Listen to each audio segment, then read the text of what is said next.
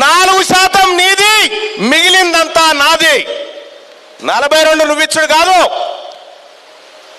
4% तेरा है, बाकी सब हमारा है. నా ఎస్సీ ఎస్టీ బీసీ మైనారిటీలందరిది కలిసి 96%. 42 ఎవడన్నాడు? నీది 4. నీ 4 తీసుకొని పక్క జరుగు.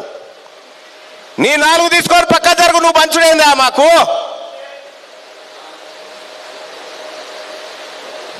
చార్ పరిషత్ కాకపోతే ఎక్కువ ఉంటారా అగ్రవర్ణ పేదలు? అందుకే 100%లో 4% నువ్వు తీసుకొని పక్క జరుగు నాయనా. మేము ఎట్లా పంచుకోవాలని మాకు తెలుసు. ఇలా మాకు ఊర్ల పండి పండుగలు అయితే యాట కుప్పలు వేసుకున్న వాళ్ళం. మాకు తెలియదా ఎట్లా పంచుకోవాలన్నారు రిజర్వేషన్? మాకు తెలియదా? కళ్ళం చేసుకుంటే ఇనాములు పెట్టేటోళ్ళం అందరికీ కుప్పలుగా. ఎంత పంచుకోవాలన్నా ఎంత అన్నో మాకు తెలియదా? మీరేదో మొగుల మీదకేం దిగొచ్చినట్టుగా మీకోసం వీళ్ళు కష్టపడతారా? నిన్న పత్రికల కేసీఆర్ ఫోటోవా, రామచంద్రరావు ఫోటో, కవిత ఫోటో, రేవంత్ రెడ్డి ఫోటో వేసి బీసీ ఛాంపియన్ ఎవరని రాసిరన్లా. ఈ చంద్రశేఖర్ గౌడు, కవిత రజక, రామచంద్ర ముదిరాజు, రేవంత్ చారి, ఇందులో ఎవరు ఛాంపియన్ అని రాసిర్రు. ఇక వాళ్ళ కథ చూడు ఎట్లున్నదో. ఎవరు వీళ్ళంతా? వీళ్ళకు మనకేం సంబంధము? వీళ్ళ ఛాంపియన్ ఏంది? వీళ్ళు దొంగలు కదా, బీసీల దొంగలు. వీళ్ళు బీసీల ఇండ్ల పోయి దోసుకపోయిన దొంగలు వీళ్ళు. వీళ్ళు ఛాంపియన్ లేదా? తెలంగాణ ఛాంపియన్ ఎవరా? మా నారగోని కదా ఛాంపియను. తెలంగాణ ఛాంపియన్ ఎవరా? మా బత్తుల సిద్ధన్న కదా ఛాంపియను. వీళ్ళు కదా ఛాంపియన్లు. మా నిమ్మల రామలన్న కుటుంబం కదా ఛాంపియను. మీరెక్కడి ఛాంపియన్లు? ఇవాళ ఈ రకంగా వాళ్ళే ఛాంపియన్లట. రేపు మనం పోకపోయినా కానీ వాళ్ళే బతుకమ్మలు పేర్చుకపోయి వాళ్ళే ఆడి వాళ్ళే షేర్లు వేసి వస్తారట. రేపు పొద్దుగాల మన ఇంట్లో ఎవడన్నా వచ్చినా కూడా వాళ్ళే మునిగి వస్తుండొచ్చు పోయి. మొత్తం ఇప్పుడు తెలంగాణ రాష్ట్రంలో ఏ ఊర్లో చూసినా ఒకటే లొల్లి, బీసీల లొల్లి. ఏది రామా లొల్లి? ఎటు పోయారామా వాటా? ఎప్పుడు వస్తుందిరా మా వాటా? ఎందుకు వేయాలరా మీ కోటు? జరుగుతుందా లేదా ఊర్లలో చర్చ? జరుగుతుందా? జరుగుతుంది అనుకున్న వాళ్ళే చేయలేవటండి. మీ ఊర్లో జరుగుతుందా చర్చ? జరుగుతుందా? పక్కా రైట్. ఒక్క మాట, ఈ చర్చ ఎన్నడలేని ఇవాళ ఎందుకు జరుగుతుంది? మనోళ్ళు 20-30 ఏళ్ల నుంచి చేస్తా ఉన్నారు కదా ఇందిరా పార్క్ కాడ, సుందర విజ్ఞాన కేంద్రం కాడ పోరాటం, స్కాలర్షిప్ల పోరాటాలు జరిగినాయి కదా 30 ఏళ్ళు. ఎందుకు చర్చ జరుగుతుందంటే ఎస్ ఒక్క తీన్మార్ మల్లన్నతోనే ఉంది ఇప్పుడు వాళ్ళకి పరిశాన్. ఒక్క తీన్మార్ మల్లనే. ఎందుకు తీన్మార్ మల్లన్నతోనే ఉంది పరిశాన్ అంటే వాళ్ళు పార్టీలు అంటలేరా, వాళ్ళంతా వాళ్ళు తిని ఉంటామంటారు కానీ వీడు పార్టీ అంటుండా, ఈ పార్టీతో మా కొంపలు మునిగేటట్టున్నాయా అని వాళ్ళ బాధ. ఇక ఎప్పుడైతే మనం రాజకీయ పార్టీ గురించి సమాలోచనలు చేస్తా ఉన్నామో, నేను పెద్దలు గౌరవనీయులు నారగోని గారి ఇంటికి పోయి కొంత సమాలోచనలు చేసినాం, ఎట్లా చేద్దాం, ఏం అంశాలని చెప్పి ఇట్లా వివిధ వర్గాలతో చర్చలు చేసుకుంటూ వస్తూ ఉన్నాం. వస్తున్నటువంటి క్రమంలో బీసీ లాయర్లు, బీసీ డాక్టర్లు, బీసీ ఎంప్లాయీస్, బీసీ ఉద్యోగులు, బీసీ ఆర్టీసీ కార్మికులు ఎవరికి వాళ్ళు విడిపోయి బీసీ బీసీ బీసీ బీసీ సింగరేణిలో కూడా బీసీ అంటారు ఇప్పుడు.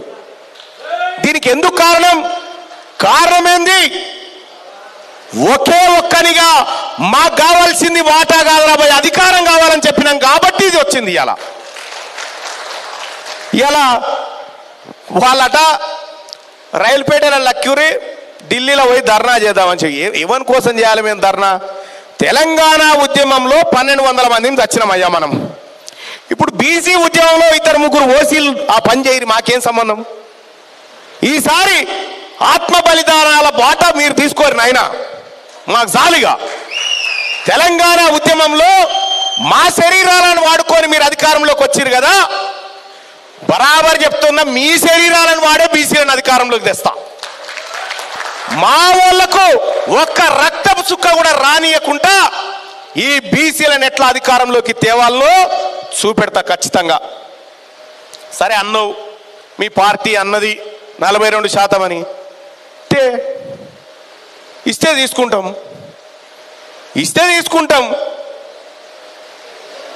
ఇయ్యకపోతే గుంజుకుంటాం, గంతే. ఇయ్యకపోతే గుంజుకుంటాం, ఇస్తే తీసుకుంటాం, ఇయ్యకపోతే గుంజుకుంటాం. ఇదే మా నినాదం. నువ్వు 42% బీసీలకు టికెట్లు ఇస్తా, నేను కూడా ఇస్తా. రేపు పొద్దుగాల ఓసీలకు టికెట్లు ఇస్తా, చార్మినార్ టికెట్ వాళ్ళకే. రేపు పొద్దుగాల నాంపల్లి టికెట్ వాళ్ళకే, రేపు చంద్రాయనగుట్ట టికెట్ వాళ్ళకే, అన్ని ఇస్తాం వాళ్ళకు కూడా. ఎందుకు ఇయ్యం? మమ్మల్ని బీసీలను బిచ్చగాలుగా చేసి మీ భవన్ల చుట్టూ అడుక్క తినేటట్టు చేసి ఇలా ఎన్టీఆర్ భవన్ ఓ దిక్కు, టిఆర్ఎస్ భవన్ ఓ దిక్కు, గాంధీ భవన్ ఓ దిక్కు, బీజేపీ భవన్ ఓ దిక్కు, ఈ అన్ని భవన్లు విలీనం చేస్తానో నాడు. అన్ని భవన్లు అమ్ముతా, ఈ భవన్లన్నీ అమ్మి పేదలకు సర్కారు దవాఖానలు కట్టిస్తా.